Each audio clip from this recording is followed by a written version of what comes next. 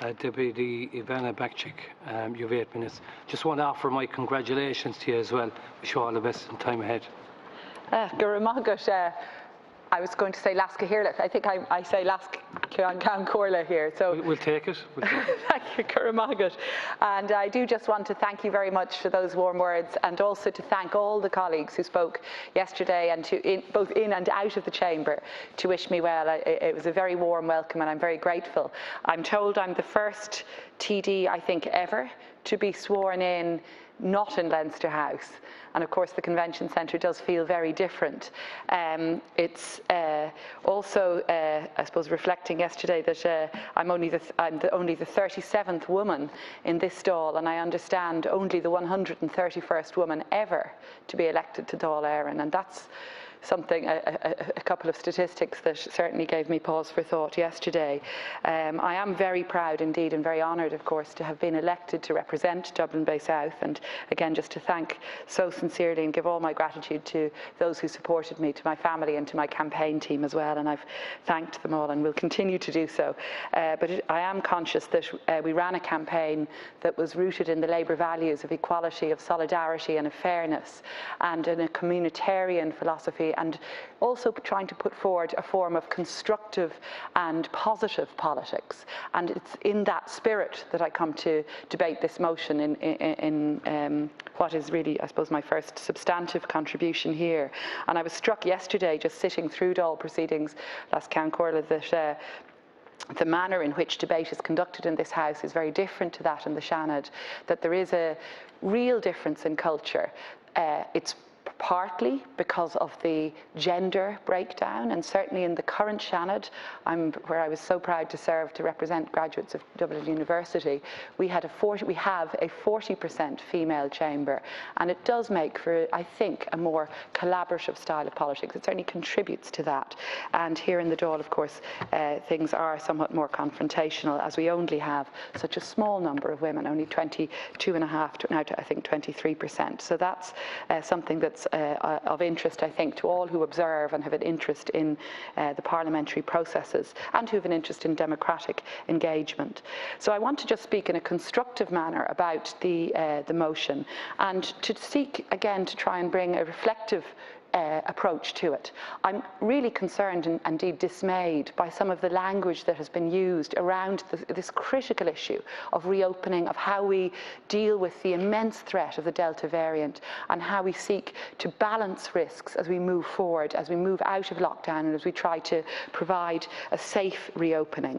And I'm concerned about language, and I know others yesterday raised this issue, about about extreme language, about hyperbole, about using terms like apartheid and Nazism. These are terms that to me are utterly inappropriate when we're speaking about a balancing of risk as we move to a safe reopening. And Minister, I'm sorry, I should have welcomed you first, and to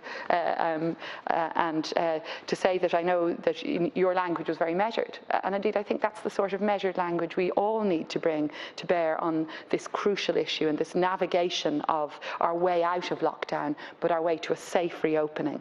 So for me, as somebody who came of age in the 80s in Trinity, where Katar Asmal was one of my most inspiring lecturers, who went on to become a minister in a post-apartheid South Africa. For me, the use of the word apartheid it's something we don't use lightly in any context. I think that's really important to say.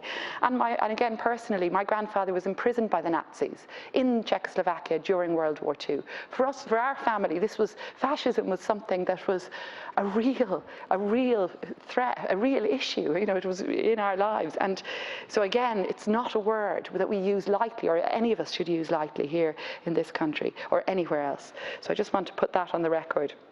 Could I just ask Corla, speak then to the motion itself, and to say that for me and for Labour, it is about a safe reopening. It is about balancing risk and moving in a measured way out of lockdown. And for us, our concern is that there should be a whole package of measures, a range of measures deployed by government as we move out of lockdown. We are very concerned, and we have been very critical of the mixed messaging from government, of the lack of consistency, and we've been very critical of the real potential for discrimination against young people that is that may well form the base of the government's plan to move to reopening. My colleague, my Trinity colleague David Kenny, describes it this morning as an unfair intergenerational measure to discriminate against those who haven't had the option of yet being vaccinated. And I think all of us would be very concerned about the impact that COVID and public health restrictions have had on young people in particular. I've called for a Catch Up for Children scheme to enable our children who missed out on so much through prolonged school closures and through the loss of so much extracurricular activity. I've called for a Catch Up for Children scheme along with Deputy Ivana Bacik, and I do think, Minister, that's something that would really help to ameliorate and to help to address some of the awful impacts that COVID has had for so many young people. But for young people who are out of school, we also need to ensure that we are providing safe spaces to socialise out of doors, that we are offering other options, and that we're not seen to discriminate in this way. Other speakers have talked about social solidarity, and we've had really strong social solidarity through COVID. It's been a real strength in Ireland, I think. We've seen strong take-up of the vaccines, really impressive rollout of a vaccination programme. I'm so glad to have been vaccinated myself. I got my COVID cert, my digital COVID certificate yesterday, but I'm looking elsewhere, and I'm thinking that we should, Minister, be looking at good models of practice.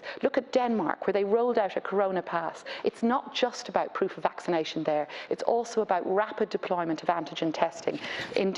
With Danes with a population of 5.8 million, a daily testing capacity of 500,000 antigen tests. So a key part of the Corona Pass system there is the use of rapid testing. So it's not therefore discriminatory against those who haven't yet been offered vaccines, and that's a crucial point. It enables people who have got negative antigen tests to participate in indoor activities, indeed in matches and so on, as well as in indoor hospitality. And that's the sort of model we're calling for here, and that's the sort of model Alan Kelly was calling for yesterday, and my party colleagues. We're very anxious to ensure that rollouts of indoor hospitality are done safely, absolutely. We want to ensure that we don't fall prey to the Delta variant, as we've seen in some other countries which have had to reclose having reopened. So that's crucial. But we're also mindful that where we've seen failures in our programme or flaws, it's been because people have felt left behind, that they felt that there's a lack of solidarity. So, for example, the over 60s, and during the by-election campaign, Minister, those over 60 who felt left behind because younger cohorts had ended up being fully vaccinated before them because of the issues with AstraZeneca. These were real concerns, and this is what will undermine our collective effort as we come through COVID. So just to conclude, last Corla, Minister, just to say that for us, it's about balancing risk. For us, it's about coming constructively to this and looking at how we can support a safe reopening. But what we can't see is any more mixed messages, any more confusion and uncertainty. We owe it to everyone, younger people, those working in indoor hospitality. We owe it to come up with a clear way forward through this. And that's what we're talking about for Labour. That's in keeping with our values of equality and solidarity. Gurra maith agat.